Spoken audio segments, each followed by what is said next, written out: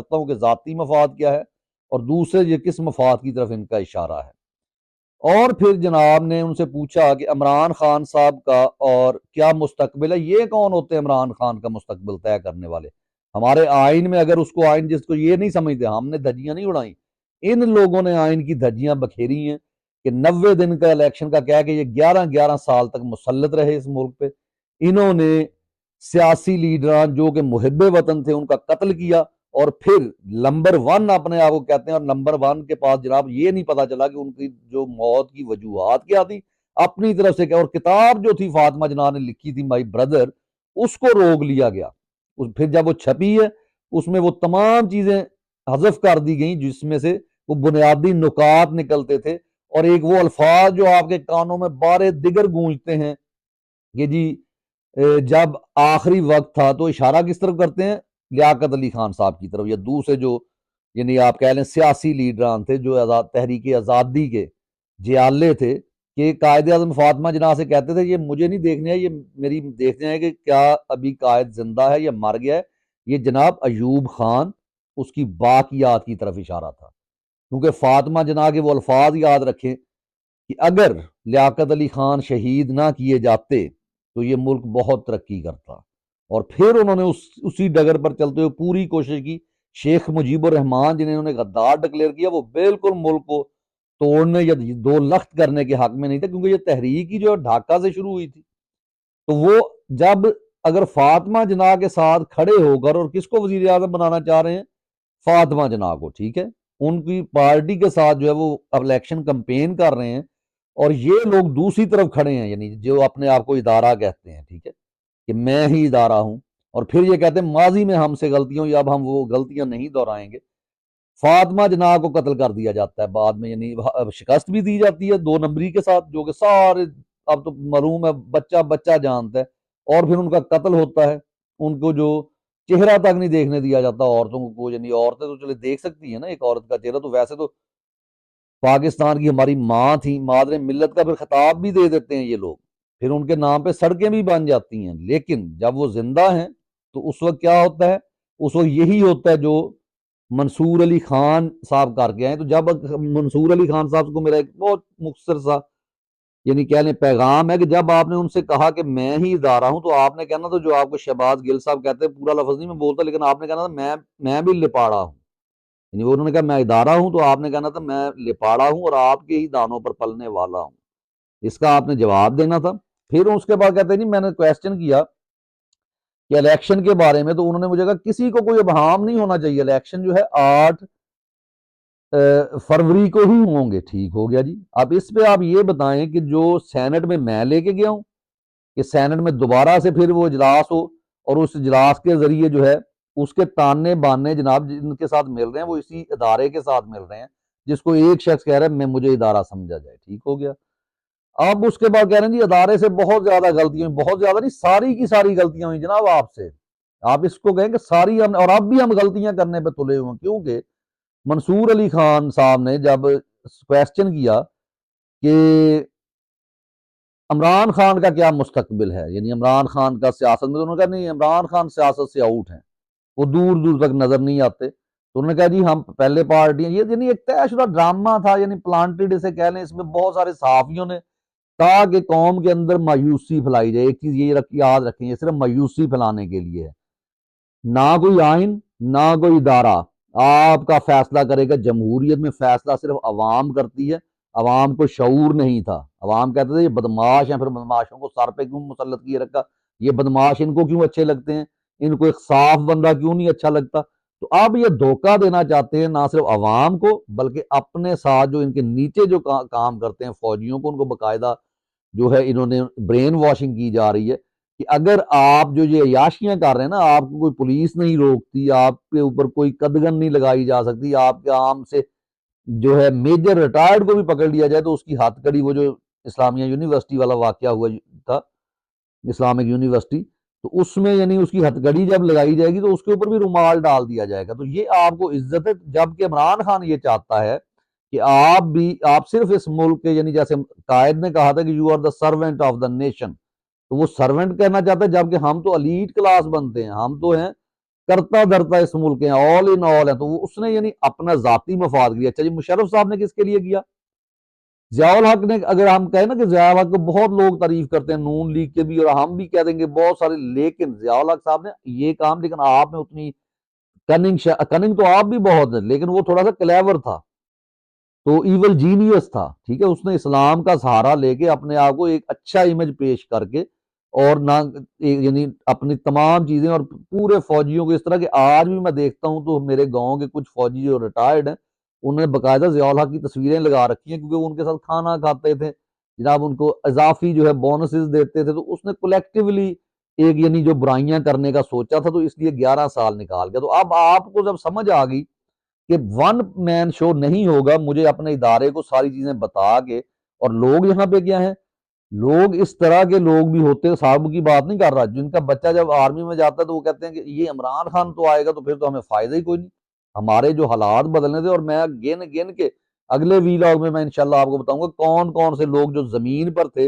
اور آج جو ہے آرمی میں جا کے کتنی ان کی سیلریز ہوتی ہیں، اور جناب وہ پورے کے پورے انہوں نے کتنے کتنے بزنسز جو ہے وہ سٹارٹ کر رکھے ہیں۔ یعنی سب سے بڑا کانفلکٹ آف انٹرسٹ اگر ہوا ہے وہ سیاست دانوں سے زیادہ وہی اسما جہانگیر والی بات، کہ آپ ان کی کرپشن دیکھیں گے تو آپ یہ سیاست دانوں کی کرپشن کو بھول جائیں گے۔ جی، تو یہ موصوف جو ہے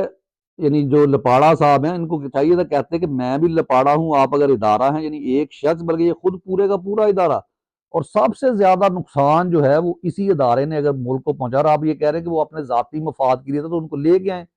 وہ شخص جو بیٹھا ہے مرد کلندر جیل میں، وہ تو ذاتی مفاد کے لیے نہیں کر رہا تھا۔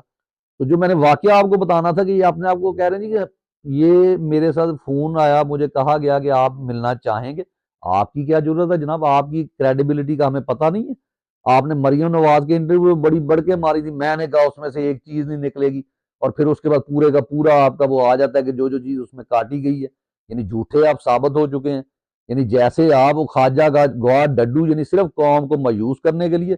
ساگر صدیقی ایک مرد کلندر ہوا ہے، نوجوان نسل کو شاید کم پتا ہو، جن کے لیے ایک شعر کہہ دیتا ہوں کہ بہت ان کا مشہور شعر ہے کہ میں نے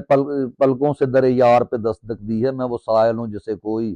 صدا یاد نہیں، آؤ ایک سجدہ کریں عالم مدہوشی میں، لوگ کہتے ہیں کہ ساگر کو خدا یاد نہیں۔ تو واقعہ بہت سچا ہے، ایوب خان کے دور کا۔ ایوب خان کے دور میں وہ مرد، کیونکہ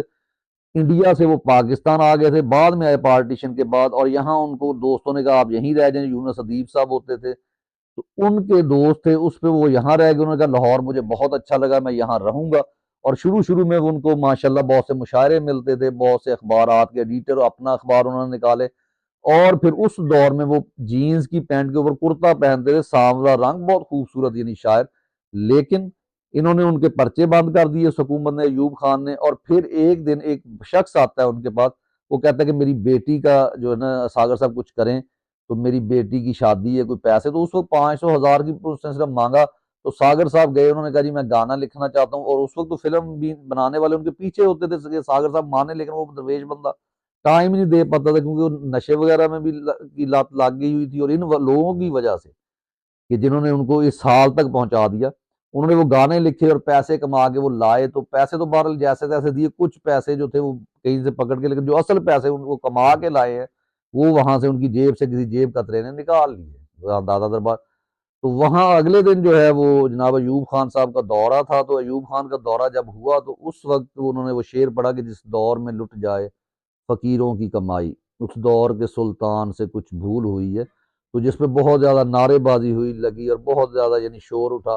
تو ایوب خان صاحب نے جناب ایک پولیس کو، اس جیسے آج فوج پولیس کو استعمال کرتی ہے، تو پولیس کا ڈالا بھیجا، اور یہ وہ ریلوے اسٹیشن کے پاس سے ساگر صاحب جا رہے تھے، انہوں نے کہا جی بابا جی آپ کو ایوب خان، صدر ایوب خان نے یاد کیا۔ انہوں نے کہا صدر صاحب کو مجھ سے کام ہے جی، مجھے ان سے کام ہے، یہ تاریخ کا حصہ ہے، یہ کتابوں میں لکھا ہوا ہے۔ تو انہوں نے کہا جی ان کو، تو انہوں نے کہا جی خود وہ ملنے آ جائیں۔ تو اس وقت پولیس والے بھی کوئی اس طرح کے بغیرت نہیں تھے جو آج کل جو چادر چار دیواری کا تقدس ان کے حکموں کے اوپر توڑ رہے ہیں۔ وہ گئے، لوٹ کر گئے، اور پھر وہ صدر صاحب نے بھی یہ اس میں یعنی عافیت سمجھی کہ اگر میں نے اچھا نام پیدا کرنا، کیوں منافق تھے سارے یہ لوگ۔